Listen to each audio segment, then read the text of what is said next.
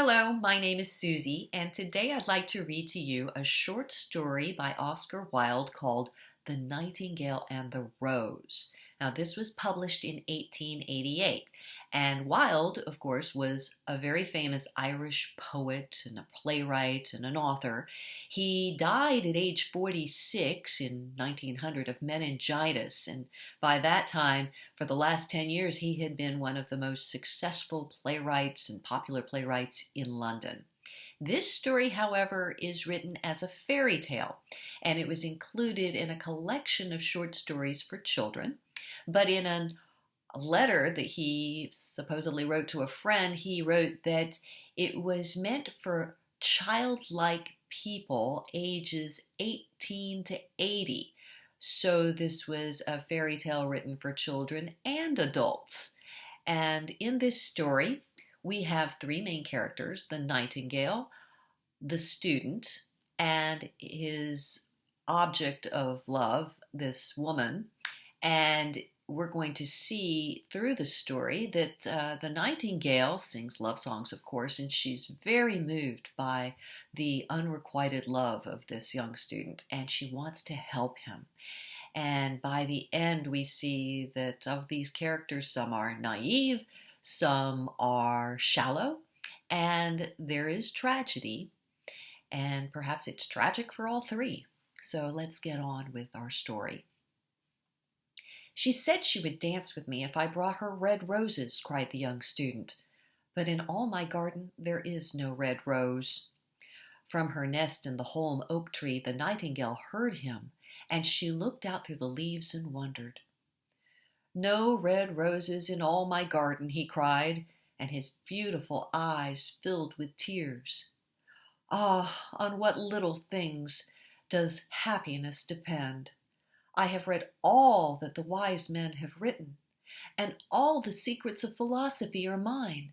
Yet for want of a red rose is my life made wretched."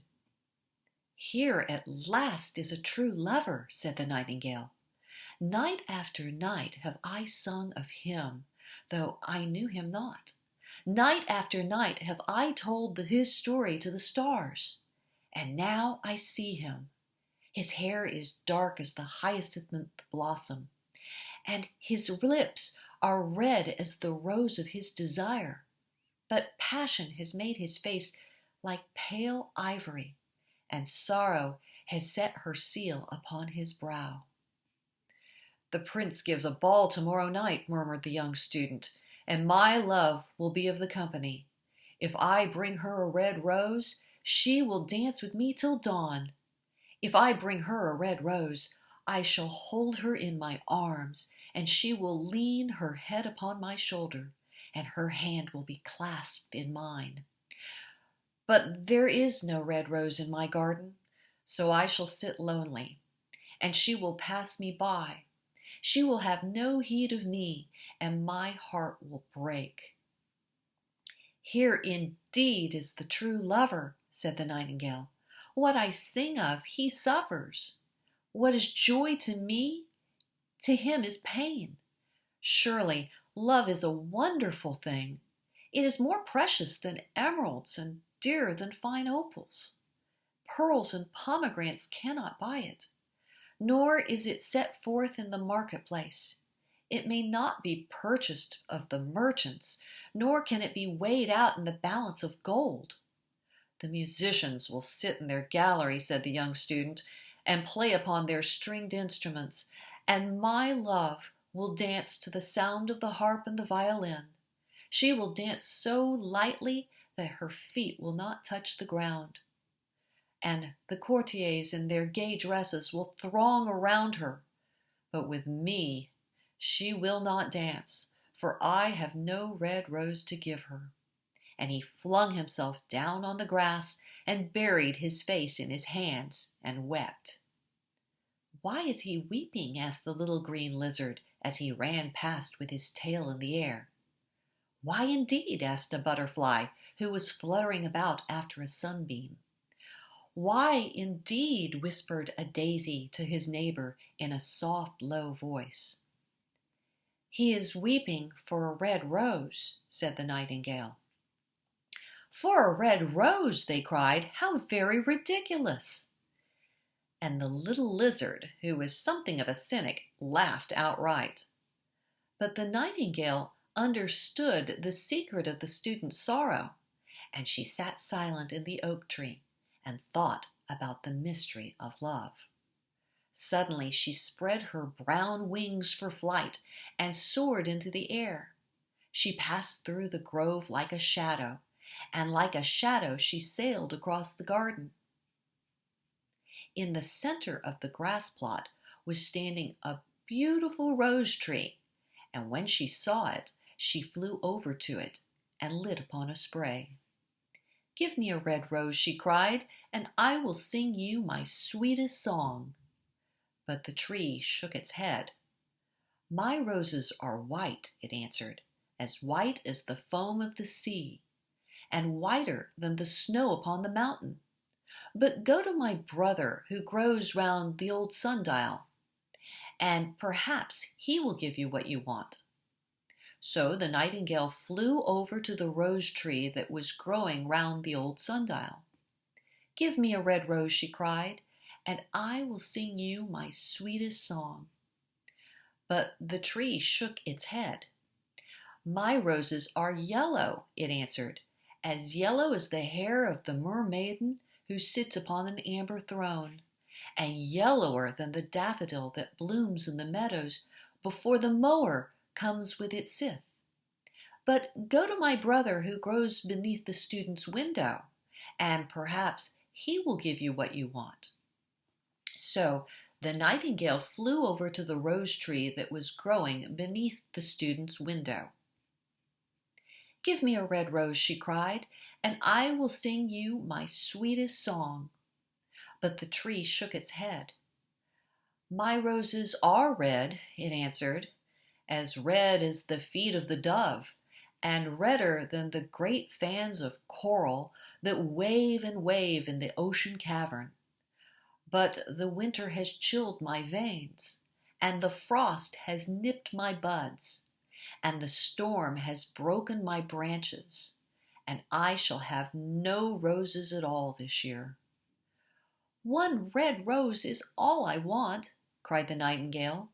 "Only one red rose. Is there any way by which I can get it?" "There is a way," answered the tree, "but it is so terrible that I dare not tell it to you." "Tell it to me," said the nightingale. "I am not afraid." "If you want a red rose," said the tree, "you must build it out of music by moonlight, and stain it with your own heart's blood. You must sing to me with your breast against a thorn. All night long you must sing to me, and the thorn must pierce your heart, and your lifeblood must flow into my veins and become mine."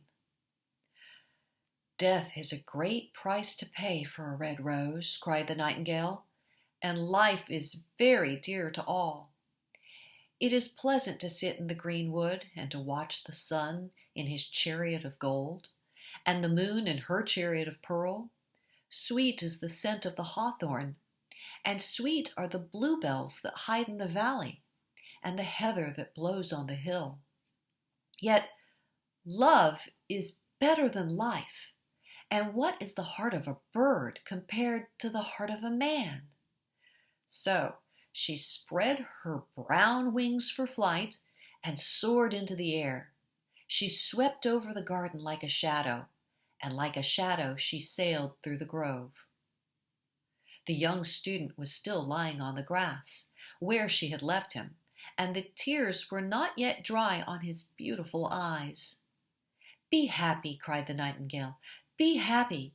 You shall have your red rose. I will build it out of music by moonlight, and stain it with my own heart's blood. All that I ask for you in return is that you will be a true lover, for love is wiser than philosophy, though she is wise, and mightier than power, though he is mighty. Flame-colored are his wings, and colored like flame is his body. His lips are sweet as honey, and his breath is like frankincense." The student looked up from the grass and listened, but he could not understand what the nightingale was saying to him, for he only knew the things that are written down in books. But the oak tree understood and felt sad, for he was very fond of the little nightingale who had built her nest in his branches. "Sing me one last song," he whispered. "I shall feel very lonely when you are gone." So the nightingale sang to the oak tree, and her voice was like water bubbling from a silver jar. When she had finished her song, the student got up and pulled a notebook and a lead pencil out of his pocket. "She has form," he said to himself as he walked away through the grove, "that cannot be denied her. But has she got feeling? I'm afraid not. In fact, she is like most artists. She is all style without any sincerity.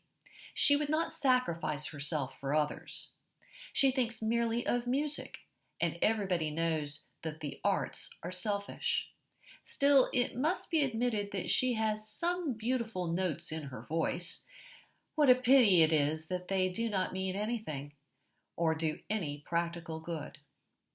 And he went into his room and lay down on his little pallet bed and began to think of his love, and after a time he fell asleep.